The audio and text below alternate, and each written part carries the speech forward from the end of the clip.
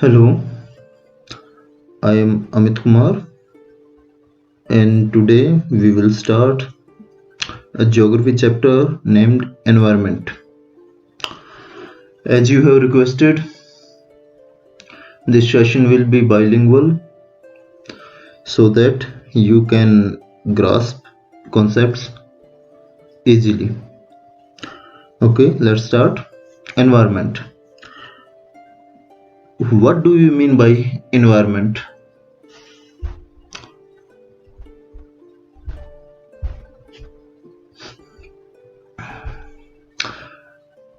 First of all, environment word itself comes from a French word which means neighborhood.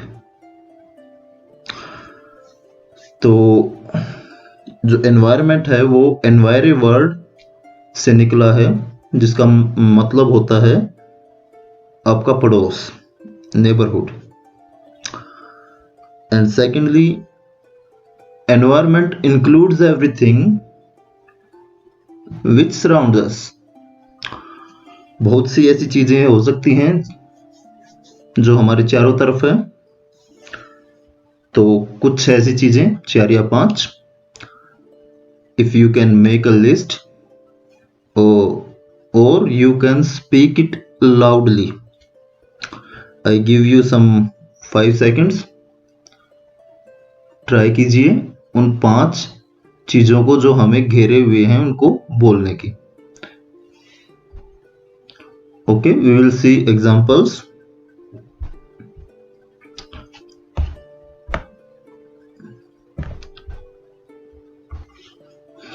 Places, people, things and natural conditions. ये आपकी वो चीजें हैं जो हमें सराउंड करती हैं, तो वो एनवायरनमेंट है. Third essential point for environment is that environment of some kind is necessary for nurture and creation of life. Environment के बगैर किसी किस्म की जिंदगी पॉसिबल नहीं है. एनवायरनमेंट ही जिंदगी को, लाइफ को केटर करता है, केयर करता है. और last but not least, fourth point है कि हमारा एनवायरनमेंट को हम सिर्फ नेचुरल या ह्यूमन मेड एनवायरनमेंट नहीं बोल सकते. हमारे डेली लाइफ में जब हम इसके साथ से डील करते हैं तो ये दोनों का कॉम्बिनेशन होता है. Component means part. जैसे एक मशीन आपके स्मॉल पार्ट से मिलके बनी होती है. A machine consists many lever, gears, nut bolts etcetera and it makes a single entity, a single unit. अलग अलग पुर्जों से मिलके ही कोई एक चीज बनती है. जिस चीज से या जिन पुर्जों से बने हैं उनको कंपोनेंट बोला जाता है. जैसे ह्यूमन बॉडी के कंपोनेंट आपके हाथ, पैर, सिर, ये आपके ह्यूमन बॉडी के कंपोनेंट हैं. तो simply parts that come together to make a thing. किसी भी चीज को क्रिएट करने के लिए जो वेरिएबल पार्ट्स होते हैं उनको कंपोनेंट कहते हैं. Okay, and now we are discussing component of environment. Environment के कौन कौन से कंपोनेंट हैं? तो मेनली 2 किस्म या 3 टाइप के आपके एनवायरनमेंट के कंपोनेंट्स होते हैं. सेकंड और थर्ड टाइप वो आपका इंटरचेंजेबल है. कई बार इसको हम 1 काउंट करते हैं या फिर कई बार इसको हम 2 भी काउंट कर सकते हैं. तो शुरुआत करते हैं. Natural environment. Natural environment is obviously made by nature and we don't have any control and we cannot create natural things. अभी हमारी टेक्नोलॉजी नेचर से काफ़ी पीछे है, नेचर ने बहुत सी चीजें क्रिएट कर रखी हैं। तो उनके कुछ एग्जांपल्स दोबारा आप एटलीस्ट 5 एग्जांपल्स को लाउडली बोल देंगे खुद से, जिससे आपको पता लग सके कि आपको एग्जांपल वक्त पे याद आए थे या नहीं आए थे। Okay, now examples of natural environment are trees, rivers, wild life, जानवर, आपके पत्थर और मेटल्स। ये सारे के सारे आपके नेचुरली मेड थिंग्स हैं, thus they are natural part of natural environment. And now we come to human made environment. इंसान बहुत सी चीजें बनाता है, ज्यादातर वो फिजिकल चीजें। First point, important point about human made environment is that human made environment or things are made by humans. इंसान इनको बनाता है। दूसरा इंपॉर्टेंट पॉइंट ये है कि इंसान इनको क्यों बनाता है, इंसान को क्या जरूरत है, क्यों बनाता है, और इंसान इनको कैसे बनाता है। तो जहां तक क्यों है, वाई पार्ट है, टू सेटिस्फाई ह्यूमन नीड्स। इंसान की अपनी जरूरतें होती हैं और उन जरूरतों को पूरा करने के लिए इंसान अपने एनवायरनमेंट में चेंज लेके आता है या फिर नई चीजों को क्रिएट करता है। First point. And secondly, modify nature to benefit of man. पहले इंसान नेचर के मुताबिक रहता था, अब इंसान नेचर को अपने मुताबिक ढाल रहा है। जैसे एयर कंडीशनिंग या फिर रूम हीटिंग आपका इस किस्म का एग्जाम्पल है, जो कि ह्यूमन मेड है, जिसमें ह्यूमन नेचर को मॉडिफाई कर रहा है अपने बेनिफिट के लिए। अब सेकेंडली, जो इंपॉर्टेंट पॉइंट था, इंसान किस तरीके से चेंज कर पाता है। First and foremost, we should remember that humans have a specific thing called technology. तो टेक्नोलॉजी की मदद से इंसान नई चीजें बनाता है। टेक्नोलॉजी का सिंपल मीनिंग यही है, वो जानकारी जिससे आप किसी चीज को बना सकते हो, क्रिएट कर सकते हो। ह्यूमन, अब आपके लिए क्वेश्चन है, can you name 1 or 2 most important technologies of humans. क्या आप इंसानों की 1 या 2 सबसे जरूरी टेक्नोलॉजीज बता सकते हैं।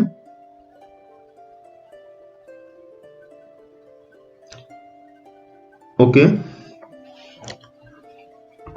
अब तक इंसान ने जितनी भी टेक्नोलॉजीज इन्वेंट की हैं, उनमें फायर, आग and wheel and domestication of animals and plants, जानवरों का पालतू बनाना और खेती करना, ये उसकी अब तक की सबसे इंपॉर्टेंट टेक्नोलॉजीज हैं। Lastly, please speak out at least 5 examples of human made environment. 5 examples. Okay,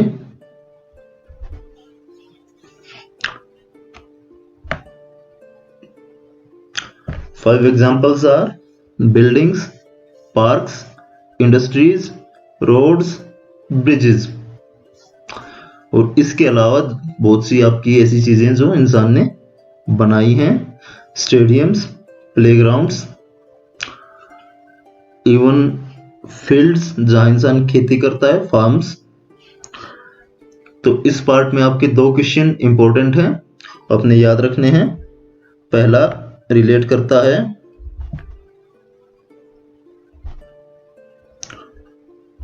why man modify natural environment.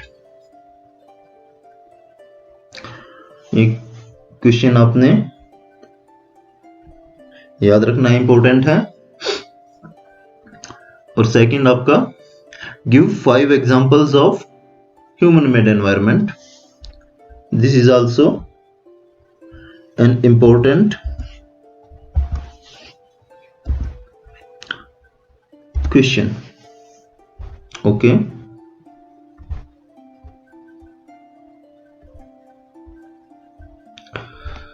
Lastly, human environment.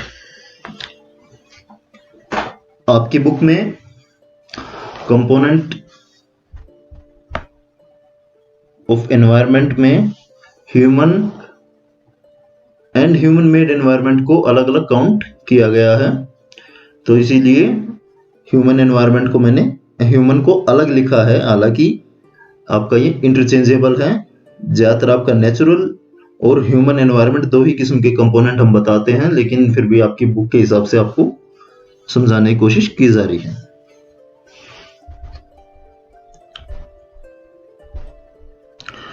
Human environment में आपने याद रखना है कि ह्यूमन इटसेल्फ इज एनवायरनमेंट. अगर आप एक भीड़ में खड़े हैं तो आपका एनवायरनमेंट ह्यूमन है. और secondly, human made institutions are human environment. वो हम आगे डिटेल में बात करेंगे जब हम ह्यूमन एनवायरनमेंट कवर करेंगे.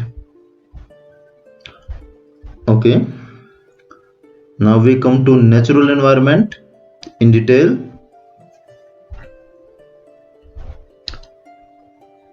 Firstly, what is natural environment? Already हमको पता है जो नेचर ने क्रिएट किया हुआ एनवायरनमेंट आपका नेचुरल एनवायरनमेंट है. And now we come to components of natural environment. किन पार्ट से मिलके नेचुरल एनवायरनमेंट आपका बनता है? तो कुछ आपके ऐसी सराउंडिंग्स, ऐसे पार्ट जिनको मिलके आपका नेचुरल एनवायरनमेंट बनता है. First of all, lithosphere. Lithosphere, litho plus fair. Litho means rock, पत्थर, एंड स्फेयर रियल्म, जगह, पार्ट. जो पार्ट पत्थर से बना है वो उसको लिथोस्फेयर बोलते हैं. That means solid earth. It is top layer of earth, क्योंकि हम जानते हैं कि interior of earth is mostly in molten state या पिंगली हुई आपकी स्टेज में है. And made up of minerals. Minerals से आपका रॉक्स बनती हैं और मिनरल्स इन टर्न आपका कॉम्बिनेशन ऑफ एलिमेंट्स है. आप लोगों ने अपने स्कूल में periodic table of modern periodic table of elements देखी होगी, जिसके अंदर आपके अलग अलग एलिमेंट लिखे होते हैं. एक एलिमेंट का मतलब है कि आप नेचर में कोई भी चीज जो स्मॉलेस्ट पार्ट में अवेलेबल है, जिसकी अपनी अलग स्पेसिफिक प्रॉपर्टीज हैं, both chemical and physical properties हैं, उसको मिनरल बोलते हैं. उससे छोटा पार्ट नहीं हो सकता. मिनरल की अपनी अलग आपकी केमिकल और फिजिकल कैरेक्टरिस्टिक्स होती हैं. Okay. Then we come to hydrosphere. Hydro plus sphere. Hydro means water and sphere means realm. जो वाटर का किंगडम है उसको हम हाइड्रोस्फेयर बोलते हैं. अगला पॉइंट हमने याद रखना है कि हाइड्रोस्फेयर में हम सिर्फ वाटर के लिक्विड फॉर्म के ऊपर ही जोर देते हैं.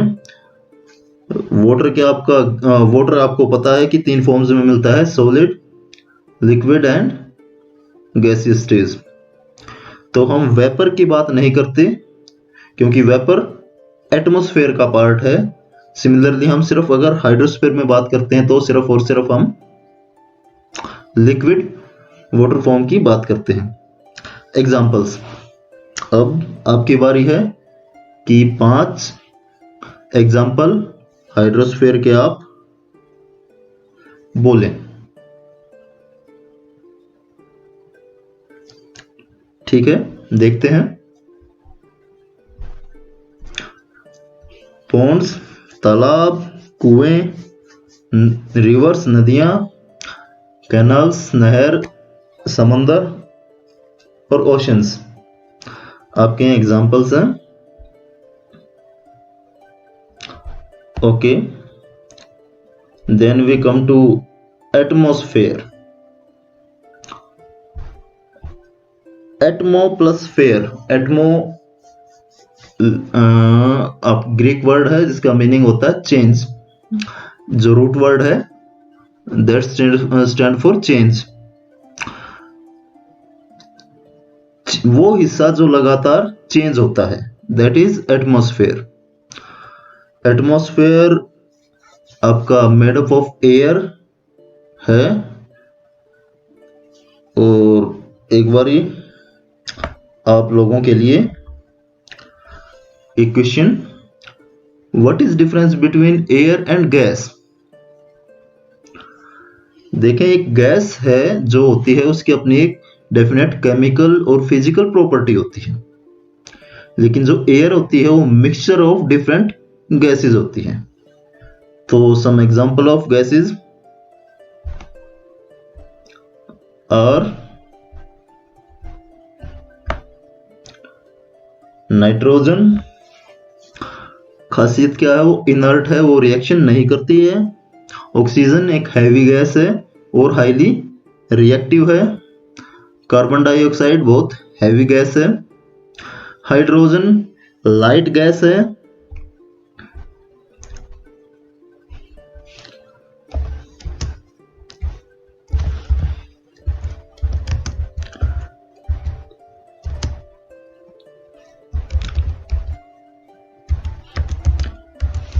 लाइट एंड रिएक्टिव गैस आपकी।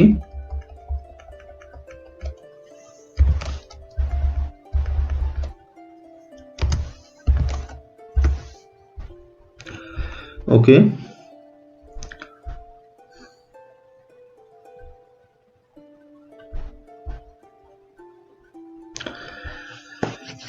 अगली जो आपका खासियत है एटमॉस्फेयर की, इट एक्सर्ट्स प्रेशर।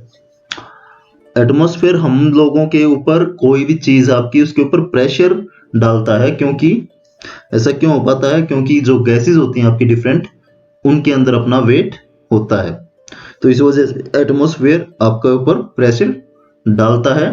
और इसी वजह से जो एटमॉस्फेयर का प्रेशर है वो लोअर पॉइंट्स पे ज्यादा होता है और हायर पॉइंट्स पे कम होता है।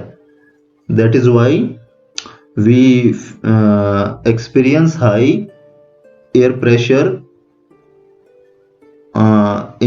on beaches and low air pressure on mountain peaks, क्योंकि माउंटेन पीक्स पे हम कम प्रेशर एक्सपीरियंस करते हैं और बीचेस पे हम ज्यादा करते हैं। And last point again, justify name of this sphere atmosphere, changing sphere, क्योंकि यहाँ पे जो वेदर की जितनी भी आपकी इवेंट्स हैं वो यहीं पर होती हैं, इसलिए इसको एटमॉस्फेयर बोला जाता है। लास्टली मोस्ट इंपॉर्टेंट, बायोस्फीयर सबसे इंपॉर्टेंट स्फीयर है नेचुरल एनवायरनमेंट का।